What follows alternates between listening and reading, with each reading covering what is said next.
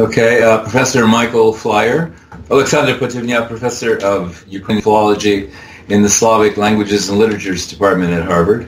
Lubomyr Hajda, at the time of this project, Associate Director of the Ukrainian Research Institute, now Senior Advisor to the Director.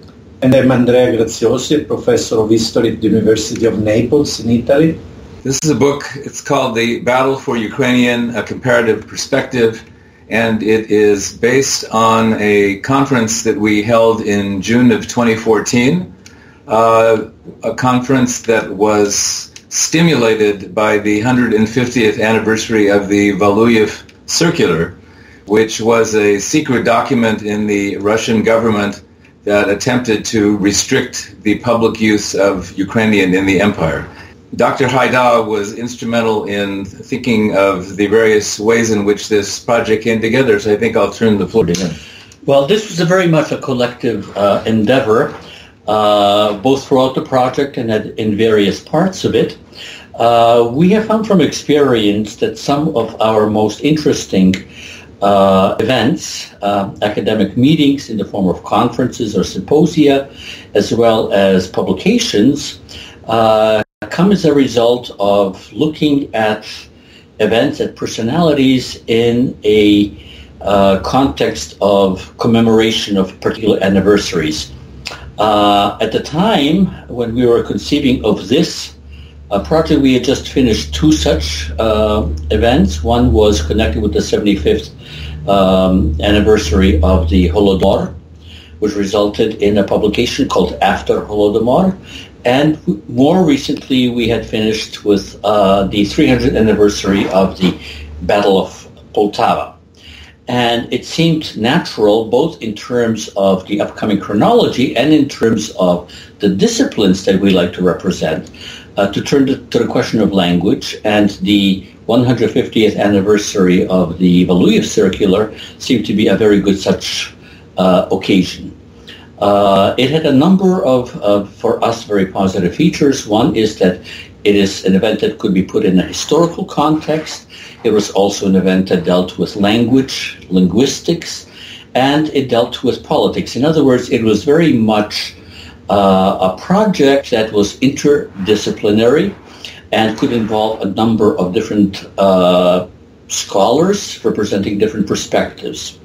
We also decided rather quickly in the game not to limit ourselves to the actual historical event alone, but to use it as a kind of platzdarm, a kind of jumping off point for examining the last 150 years of the politics of Ukrainian language. And in that context, as we were discussing it, Professor Graziosi also suggested what came to be, I think, the master stroke, and that is that in addition to being interdisciplinary and multi-chronological, it should also be comparative. So as it finally was conceived, the project divided the 150 years since the Valuev Circular into a number of discrete historically defined units. And within each one of those historical units, we chose perhaps one or two case studies from other parts of the world involving other languages, other even continents, for comparison. That had a number of advantages, and one of, I think, the most important ones was that it helped to enlighten the analysis of the Ukrainian experience in light of the experiences of others. We were able to look at, or those who were examining the Ukrainian case were able to look at some issues from new perspectives, taking into account the achievements of the respective colleagues. They, in turn, were able to learn something about their cases from looking at the Ukrainian one and incorporate that into their own examinations. So this helped to bring the Ukrainian case out of its, shall we say, Ukrainian cocoon and put it into a broader context. And it is from that conference, from the papers printed there, that this current volume drew on and was finally published this year. I've always been convinced that the Ukrainian history in general, but also then the history of the Ukrainian language question, is an extremely interesting history to understand key moments and problems of the, let's say, 19th, 20th century. Because Ukraine is an especially interesting, extreme, radical, in a way, experience that can draw on other events and at the same time can be illuminated by other events. And the idea was that if you think about the past 100 years, and these have been 200 years of many things, but one of the main things has been, these have been 200 years of state building and national building and language building. So many languages were formalized, standardized, became national languages in different states and to coexist or to fight with other languages. And my idea was that if we took the Ukrainian case and we try to see its, because as Dr. Hajda said, we decided to go for the long run also in the Ukrainian state. If we took all the stages in the Ukrainian history and we compared it to other experience in the same span, in the same historical period, this could really start a dialogue, an intellectual dialogue that helps understand the different factors that were playing. For example, just to give you some example, I think, for example, it is impressive. We start much earlier, as Professor Flier will tell you, but if you think of the Valuev Circular, that is, we started from that, these were the years in which the Ukrainian language was repressed by the Russian, in a way by the imperial government that was taking on a Russianist platform, let's say. But at the same time, for example, if you study the Finnish case, and Finland was a Russian dependency too, the Finnish language was allowed to develop in the same years. So you had within the same empire two very different strategies, and to understand why one was repressed and the other allowed to develop, it means to understand much better the importance that Ukraine, or the possibility of a Ukraine, had in the eyes of Moscow or St. Petersburg then, compared to Finland. Or to give you another example, if you take, for example, Ireland, which is one of the most fascinating comparisons, just let's speak about the importance of religion, the role of religion. In the Western Ukrainian case, it has been shown how important the Unia Church was in the development and formalization then of Ukrainian national consciousness and language. But if you take, for example, Ireland, you end up with a church that up until the end of the 19th century actually was, I would say, damaging the survival of Gaelic, because the Catholic Church was against the use of I would say, vulgar languages, because it had Latin and so on and so forth. And actually it were the Protestants that were promoting the use of Gaelic in church, and of course the Irish peasants that were Catholic did not like the idea of using Gaelic because it was promoted by Protestants. So you see that even the simplistic view you could have of the role of religion immediately exploded, and it allowed you to penetrate much better this. And just to make just one other example, generally all the story of this state nation language building are precisely the story of building. That is, you are building a state, you are building or formalizing or standardizing a national language and so on and so forth. In the case of Ukrainian, there is building, but there is also, if you want, unbuilding or real return. Think of Stalin in the 30s. So, but this Ukrainian is very radical, as I said, so it allows you to see this very well. But this pressure to unbuild a language or a nation have been common in other countries as well. So you start to understand that it is not just a history of building. History is much more complicated than that.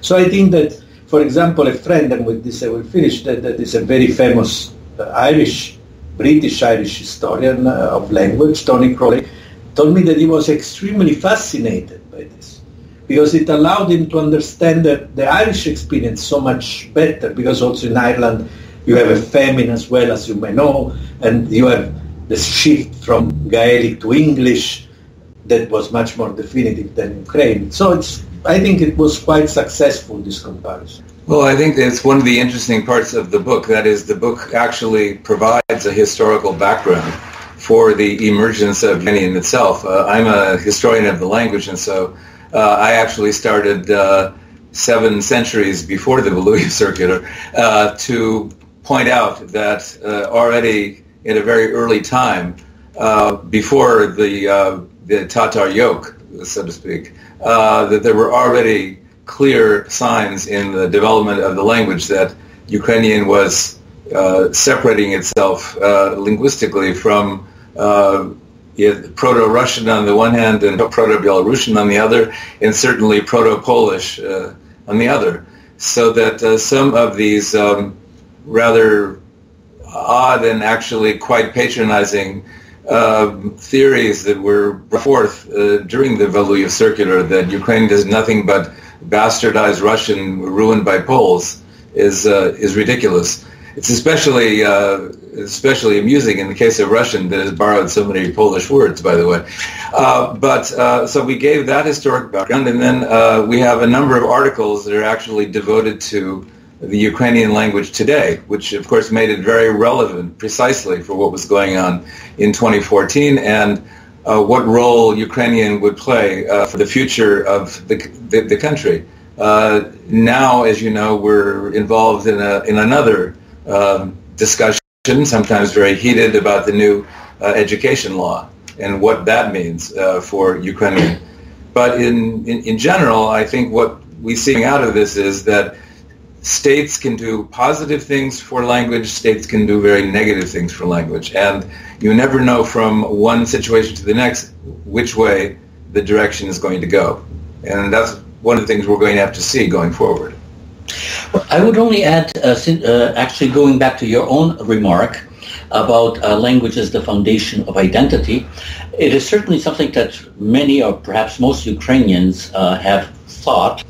But again, in light of the experience of some of the other groups that we studied, one might have to qualify that a bit. And again, perhaps the Irish example, may serve, because the Irish, with the loss of the use of Gaelic, of Irish, precisely at the time when they were struggling to overthrow the English rule in Ireland, demonstrated that identity can transcend language. And to my way of thinking, what we see in eastern Ukraine today, where you have Russian-speaking boys fighting for Ukrainian sovereignty and the Ukrainian state and Ukrainian territory, those who may be apprehensive about language leading to loss of identity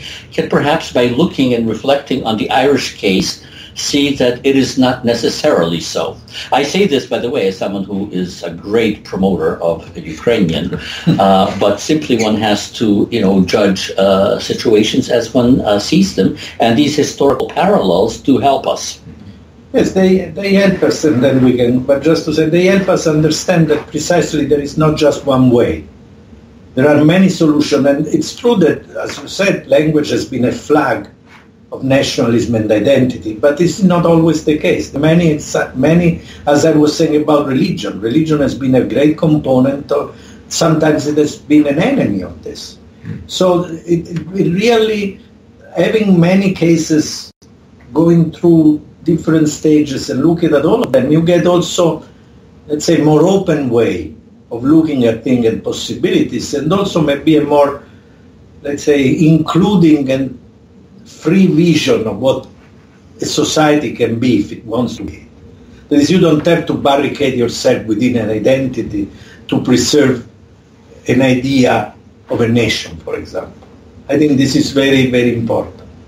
I'm glad you asked that question, because from the very beginning, when we decided on the comparative approach, we recognized that any change in the status of Ukrainian within the context of a multinational empire, be it the Russian or the Habsburg, automatically meant a change in the dominant language of the empire as well. So that, for example, if the use of the non-Russian language, Ukrainian, were to shrink, then of course it is connected with the expanded use of Russian.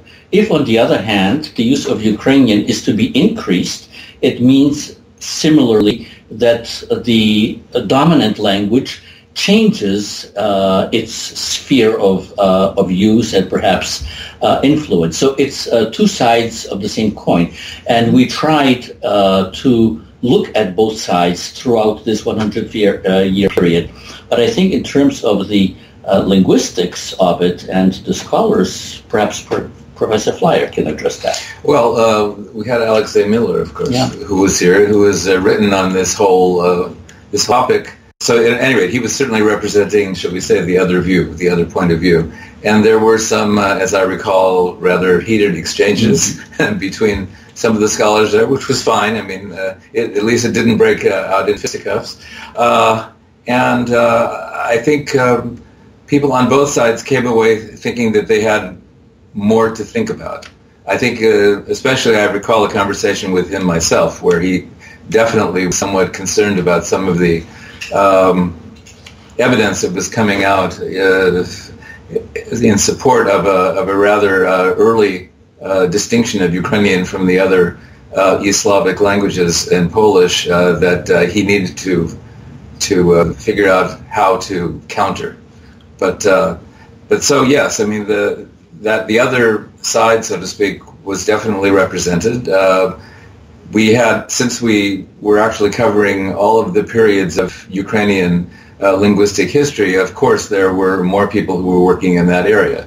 But we by no means essentially avoided talking about or not inviting people who represented the Russian point of view. And also, if I may add, what was important was to have not just, there was Russian, there was Ukrainian, but there were other languages as well, because I think that one has to evade a one-to-one confrontation. It's like Russian or Ukrainian, Russian versus Ukrainian, because the word is much more complex than that. And to reduce it to a confrontation between two actors, it is it happens, it is a reality, but generally it's not a good reality. So the idea of having, for example, examples of other reversal of status of a dominant language, because we had the Baltic case, we had the French-Canadian case. For example, how Montreal, who was an English-speaking city, became a French-speaking city in the 1960s and 70s, basically, and with what laws and effect and impact.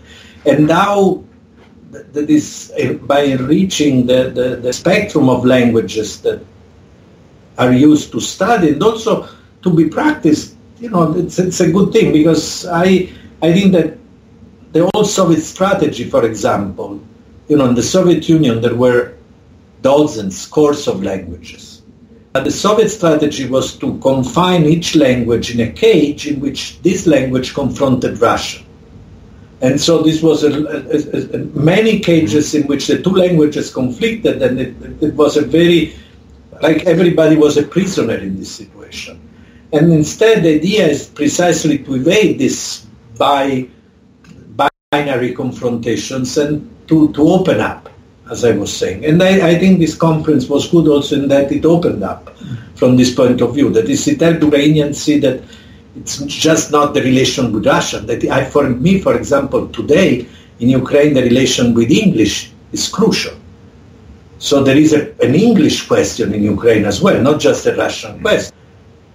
Well, one thing in particular, I mean, I suppose this is connected to the Valuev Circular itself, is Johannes Remy, who has worked very seriously on this particular issue and government policy at the time, actually came across wonderful evidence to show that even within the Russian government of the time, that there was no universal conviction that Ukrainian should be repressed. And precisely the Finnish example was presented. But ultimately, these people were pushed to the side. The other irony, of course, we knew some of it before, but it became even more clear here, is that the policy that was expressed by the Valuev Circular, in essence, leaked. That is, there were many, many publications that came out that the government censors didn't either see. Sometimes it was a matter of terminology. The report was presented to the government official as being in South Russian, and therefore, of course, please, and then, of course, it was published. Another irony here, in general, it's thought that, of course, Ukrainian had a much better situation in the Austro-Hungarian Empire than it did, especially in Austria, than in Russia. But in point of fact, in the time from after the circular till about 1890, actually there were more publications in Ukrainian in Russia than, or at least back and forth, they vied for numbers, and there were some years where there were actually more published in Russia than in Ukraine. So that was an interesting finding, I thought. I think that for many readers, it will be very interesting to see how India may fit into the picture. And Professor Graziosi, I think, did some very interesting comparative analysis. Maybe you can share some thoughts on that. It's not a case where one usually thinks of in connection with Ukrainian. Yeah, before I would recommend, for example, to me, since the question was what was new and surprising to me, I would say that the essays on the Irish case, the Serbo-Croat case, and the French-Canadian case were extremely interesting. The Irish case because it's so extreme in its own way, because Gaelic disappeared, but Irish nationalism grew to get stronger and stronger. And the Serbo-Croatic because it's a failure of a joint construction of a language that lasted for more than 100 years, and it collapsed. And to study why such an effort collapsed, although it started from a common, let's say, dialectic, I don't know if you can use the word, maybe linguist study, but it is from a common linguistic base. It collapsed. And the French-Canadian, to me, this was so striking to see how in a very modern, very, let's say, developed situation as Canada in the 1970s, you could have issues that seem to belong to a past, period, and still resolved in very civilized but drastic way. You know that about 300,000 English-speaking people left Montreal and went to Toronto in the 60s and 70s because of this. So that is this shift of language policies have dramatic impact also on culture, business, economics. This was one of the way why Toronto became so important. As to India, to me, very briefly, this was so interesting. India was built in the 50s imitating the Soviet model consciously. They built a federation of linguistic states because what they inherited from the British were not linguistic states, were imperial provinces, Madras, Calcutta, Bombay. And this idea that you have a sort of a Soviet model that is a federation of linguistic states, at the same time, though, it was not a two-language. I describe the Soviet Union as different cages, Ukrainian versus Russian. Because in India you had also English as a general language for the elite and for community. So there was not only Hindi, that is the language of the largest state of the nowadays very dangerous nationalism, the Hindi nationalism, but there was not only Hindi versus, let's say, Telugu or Tamil, but it was also English providing a general frame from both elites to talk to each other on equal terms. And this showed very interesting possibilities of managing a diverse linguistic state. So to me this was of great interest. If I can add just one more case, which I found particularly interesting, it was the case of the, if we can call them so, Jewish languages, because this was a two-track, shall we say, development in the period in which we studied it, which was the period of the 30s and 40s, because on the one hand you had Yiddish, which was the dominant language of East European Jews, and many West European Jews as well, which, because of the Holocaust and because of the drastic demographic cataclysmic events, basically went from being dominant to being virtually dead. But at the same time, you have the emergence and rapid expansion of Hebrew from a dead from the point of view of actual use, sacred language, into a living and vibrant language of a new society emerging in the historic homeland in Palestine and future Israel. And again, this has an impact on our understanding of identity. The language use changed very drastically, but identities did not disappear or emerge as something new in the course of that.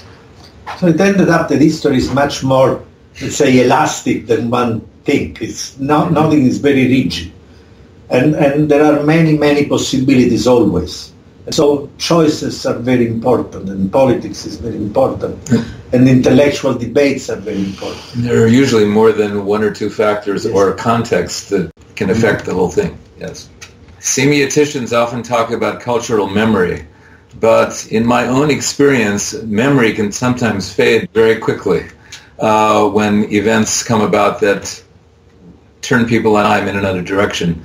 And I think it's always important to have the historical perspective behind whatever problems need to be solved. And so I think this is a book that does that, because it not only gives you really a very wonderful account from the early medieval period all the way to the present day of how Ukrainian emerged and how it grew, how it was repressed, how it came back, how it struggled during the Soviet period, and now in independence, how it's trying to find its way in independent Ukraine.